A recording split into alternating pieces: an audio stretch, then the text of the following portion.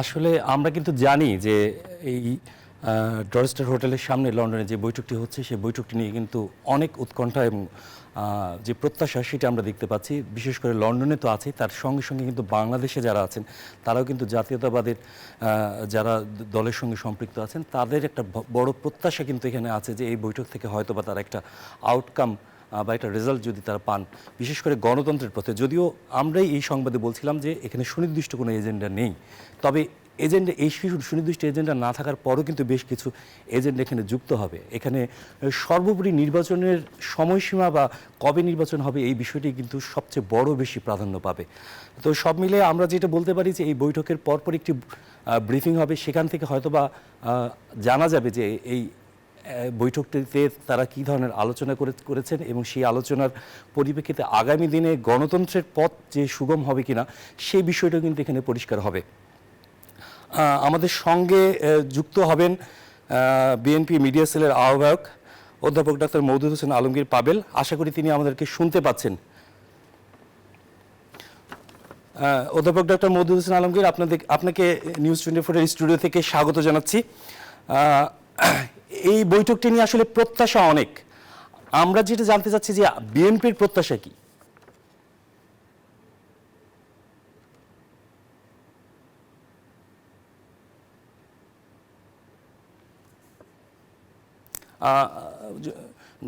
অধ্যাপক ডক্টর মওদুদ হোসেন পাবেল, আপনি যদি একটু আনমিউট করে কথাটা বলেন, আমরা শুনতে পাচ্ছি না। আনমিউট করে বললে হয়তো আমরা শুনতে পাবো।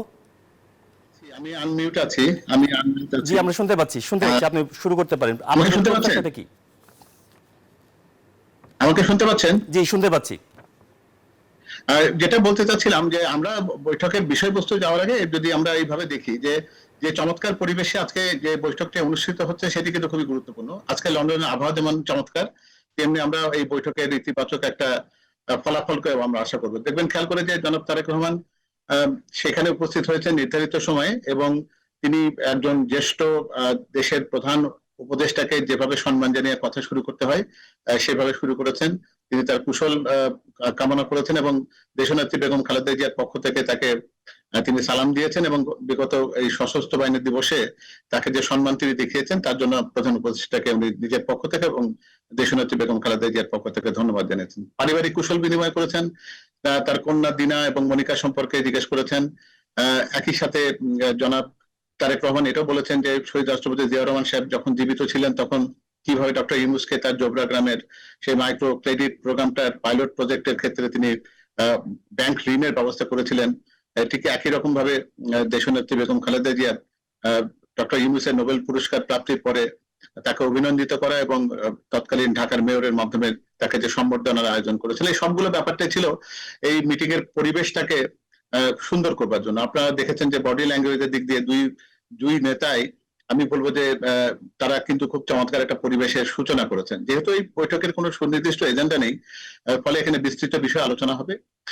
আমাদের পক্ষ থেকে নির্বাচনের রোডম্যাপ সম্পর্কে এপ্রিলের যে সমস্ত ত্রুটি রয়েছে, এপ্রিলের যে সমস্ত ঝুঁকি রয়েছে সেটাকে হয়তো কথাটা বলার চেষ্টা করা হবে। এবং একই সাথে আপনারা জানেন যে এটি অনেক বিষয় আছে এখানে বলবার মতন, শুধু নির্বাচনে একমাত্র বিষয় নয়। বিচার নিয়ে কথা যেটি আছে, সংস্কার নিয়ে যে কথা আছে, এই সবগুলো জায়গাতে বিএনপির পক্ষ থেকে ইতিবাচক একটা অবস্থান আছে এবং বিএনপি পুরো মিটিংটাকে জনাব তারেক রহমান খুবই ইতিবাচক দৃষ্টিতে দেখছেন এবং আমাদেরকে সেভাবে উনি নির্দেশনা দিয়েছেন যে এটি একটি ইতিবাচক মিটিং হতে যাচ্ছে ওনার পক্ষ থেকে।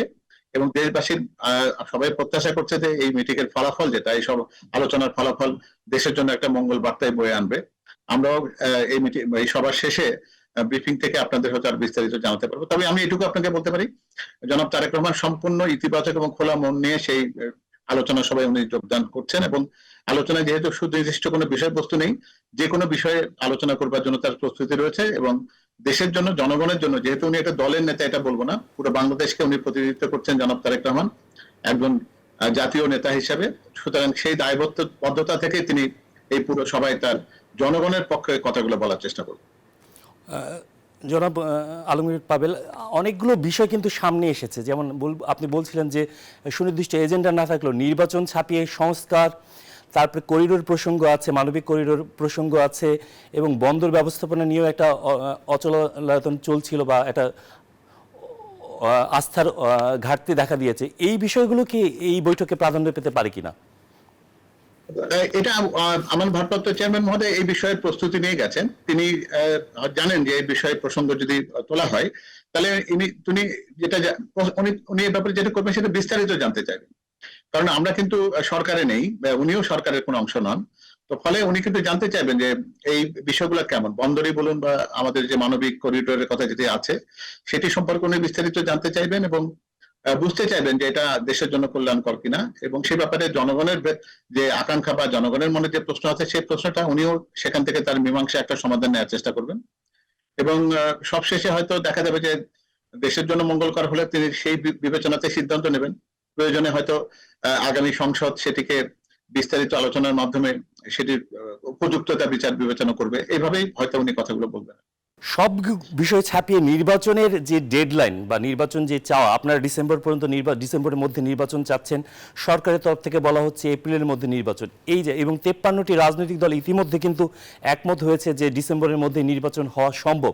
সেই প্রেক্ষিতে আসলে নির্বাচনের এই যে যৌক্তিক একটা জায়গায় নিয়ে যাওয়ার ক্ষেত্রে এই বৈঠক কতটুকু ভূমিকা রাখতে পারে? আপনি খুব যৌক্তিকভাবে বলেছেন যে বাংলাদেশ জাতীয়তাবাদী দল বিএনপি শুধু না, বাংলাদেশের বেশিরভাগ রাজনৈতিক দল কিন্তু ডিসেম্বরে নির্বাচন হওয়া সম্ভব এটি যুক্তিসঙ্গতভাবে তুলে ধরেছেন। এবং এপ্রিল কিন্তু সকল বিবেচনাতে উনি যে 7টা মাসের কথা বলেছিলেন প্যাকেজ, ডিসেম্বর থেকে জুন, তার মধ্যে কিন্তু সবচেয়ে দুর্বল মাসটি হলো কিন্তু এপ্রিল। আবহাওয়াজনিত কারণে বলেন, পরীক্ষার কথা বলেন, এর সাথে সাথে বড় মৌসুমের ধান তোলার ব্যাপারটি রয়েছে, এর সাথে রয়েছে একটা রাজনৈতিক দলের বাজেটের বিষয়। সবগুলো বিবেচনাতে এপ্রিল যুক্তিসঙ্গত ভাবে বাদ যেতে পারে। একই সাথে মার্চ মাসেরও একই সমস্যা রয়েছে, সেখানে রোজা রয়েছে, স্বাধীনতা দিবস রয়েছে, ঈদ উল ফিতর রয়েছে। ফেব্রুয়ারির দ্বিতীয় অর্ধও কিন্তু রোজার জন্য এই রাজনৈতিক কর্মকাণ্ডের জন্য উপযুক্ত সময় নয়। তো ফলে এটি কোনো একেবারে ধরাবাঁধা কথা নয়। যদি মাননীয় প্রধান উপদেষ্টা যদি বলেন যে তার আরেকটু বেশি সময়ের দরকার, এখানে জনাব তারেক রহমান একটা খোলা মন নিয়ে আছেন। ফলে যদি যুক্তিসঙ্গত ভাবে এটা তার দিক থেকে একটু এগিয়ে যাওয়া এবং মাননীয় ভারপ্রাপ্ত চেয়ারম্যান তিনি যেভাবে চাইছেন সেটা, এবং প্রধান উপদেষ্টা দুজনের আলোচনার মধ্যে দিয়ে একটা উভয় পক্ষে গ্রহণযোগ্য, দেশের মানুষের জন্য কল্যাণকর, স্বস্তিদায়ক আবহাওয়ার দিক দিয়ে সবকিছুর বিবেচনাতে একটা সঠিক সময় নির্বাচিত হবে, এটা আমাদেরও প্রত্যাশা, দেশের মানুষেরও প্রত্যাশা। পাবেল, আপনাকে অসংখ্য ধন্যবাদ আমাদের সঙ্গে যুক্ত হওয়ার জন্য। বান্ডেল থাকলে প্রতি সেনমানিতে টাকা বাঁচবে। বিকাশ সেনমানি বান্ডিল কিনে জিতুন প্রতি লেনদেনে।